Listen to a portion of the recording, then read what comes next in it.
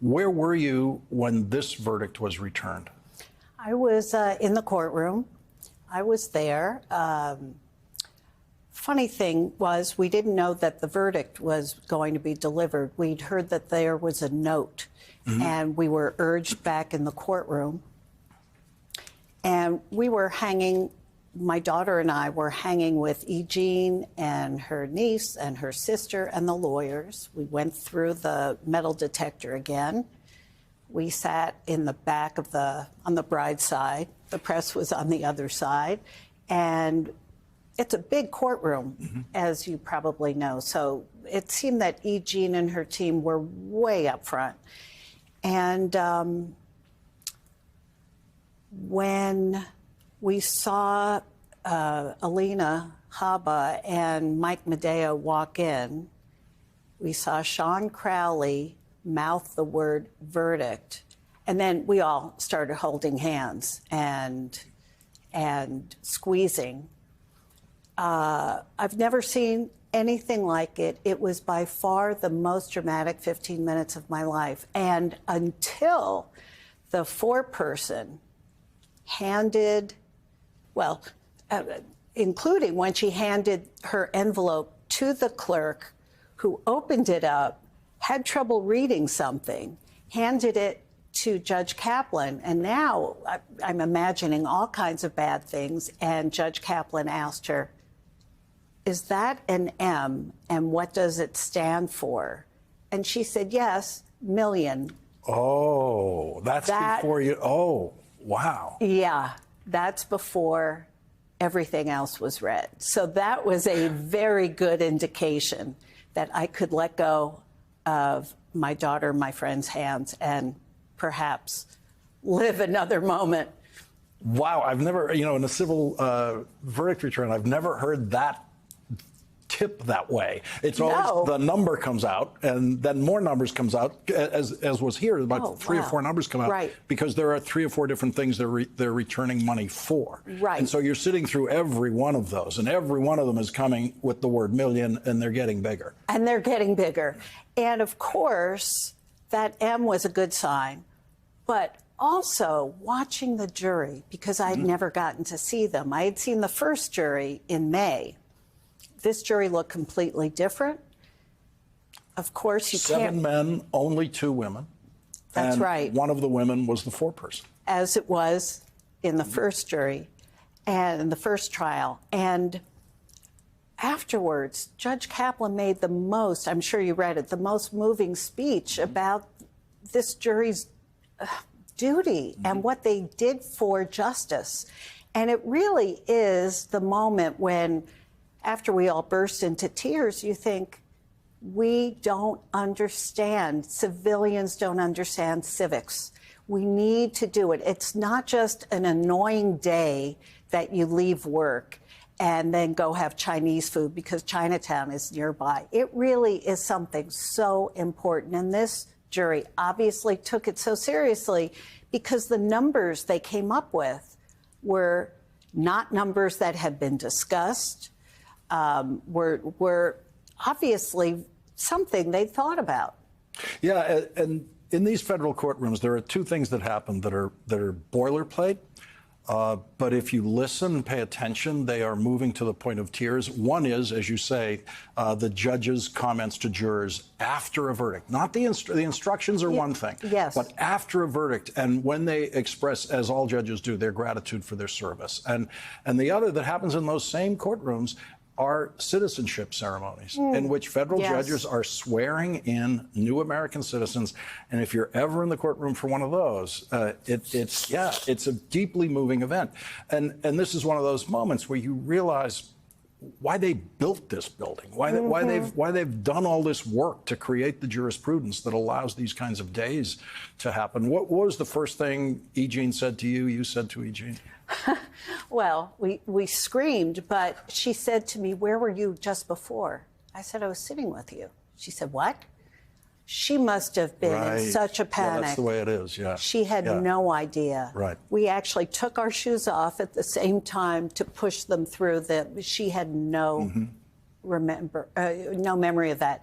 But, she said, "We did it." she seemed almost stunned, almost unable to believe it. And early in this week of trial, I think she was worried that somehow this was a trial she could lose. And this wasn't really a trial she could lose, because the fact of his assault was unimpeachable.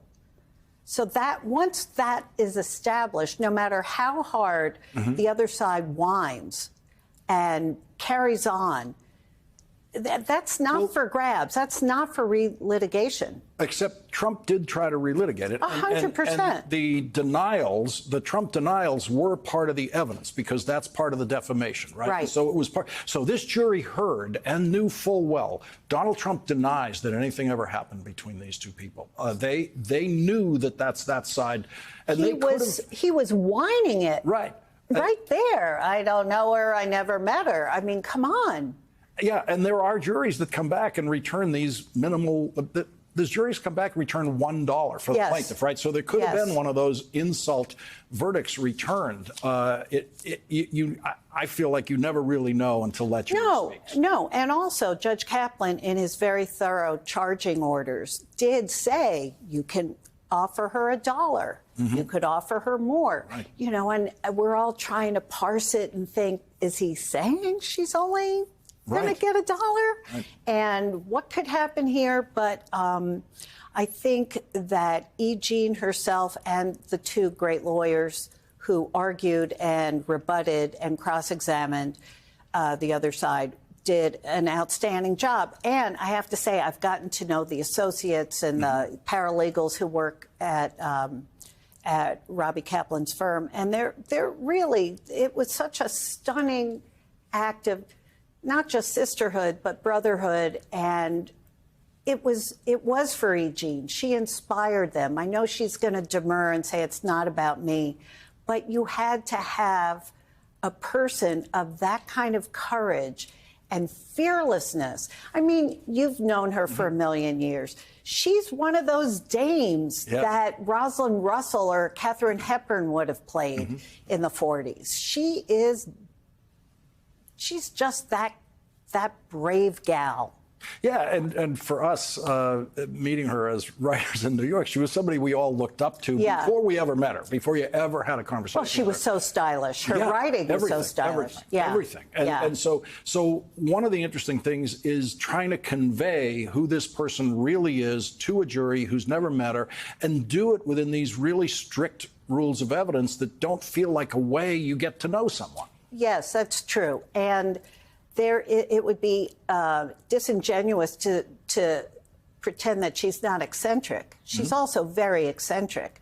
I think my daughter says the first time she met her, she was wearing jodhpurs and a pith helmet. I mean, you never know exactly what she'll appear as with her daring do, but she is a little bit odd. And you have to say that, again, two things can be true. A person can be eccentric and unusual and also be honest.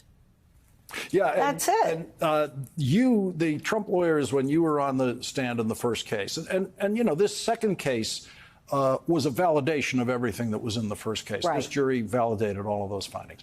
But those Trump lawyers, when you were on the witness stand, tried to tear you apart because they suspected you were a Democrat. They thought that means she can't be believed. Exactly. And you tweeted these public statements about how much, using the word hate, how much you hate Donald Trump, hate him passionately. And so that was presented to the jury by the Trump lawyers, like, well, you can't listen to her. Yes, they had a very big point to make, and that was that I hated him so much that I made up this story or lifted it from a TV procedural drama and said to E. Jean, let's get Donald Trump and let's pretend he raped you at Bergdorf's and let's get a lot of money for it, which isn't my style. And also, Donald Trump wasn't president when he raped her. He was a guy. As you have heard E. Jean say, he's just a guy. And he was just a guy who was known to be a womanizer. So it wasn't there was no political agenda other than telling the truth about what happened to my friend by a man who later went into politics and later became president. But certainly he was neither of those things when he assaulted her. Sex. Relinquish what remains of the Allspark. So who's the insect? You? What?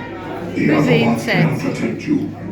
They were defeated on our world, and we will defeat them here. This was just a diversion. Security teams bring up. Rabbit, she's already inside. Deeds. Give me an update on that reserve. Boss readiness. What was his name? What was it? Evac, sir. Right, evac.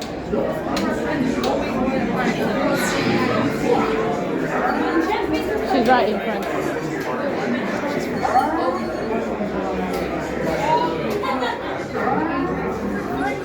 We're facing a heavy, sustained attack. They appear to be after the All-Star. General! General!